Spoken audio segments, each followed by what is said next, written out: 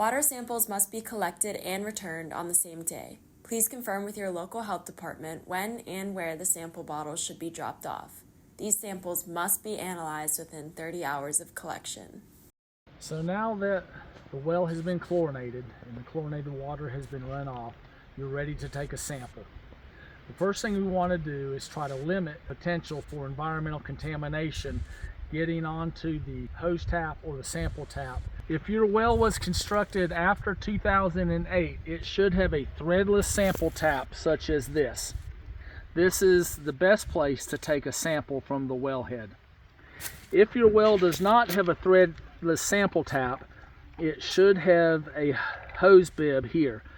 If you have a backflow preventer, we recommend that you take it off, as that is an excellent place for bacteria to hide. The next step is to take your isopropyl alcohol and disinfect where you're going to collect the sample.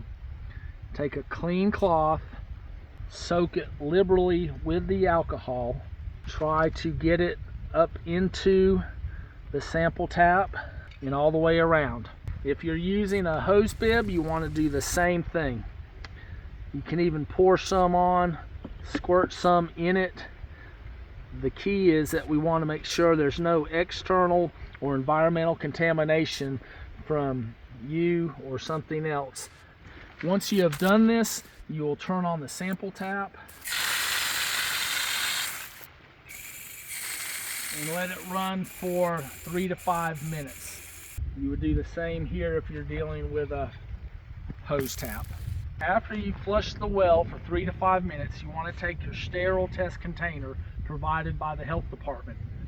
It is very important to note that this has a safety plastic seal around the lid. If this is not present, then do not use the sample bottle.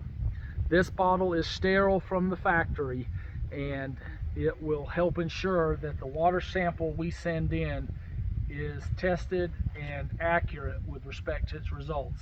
You will notice some small granulars inside the bottle. You do not want to flush these out. This is there to help preserve the sample and neutralize any ultra small amounts of chlorine that could be present.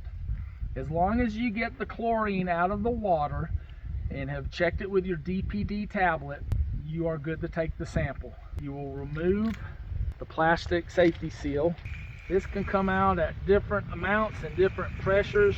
You want to be able to try to get a good sample. When you remove the lid, do not touch the inside of the cap.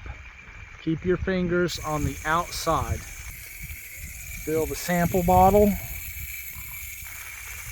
You'll notice at the top there is a 100 milliliter ring. You want to go to that level and carefully cap the sample, and it is ready to be returned to the health department to be sent to the state lab for analysis. Please bring your sample to your local health department shortly after collection, as your sample needs to be sent to the state lab on the same day for processing.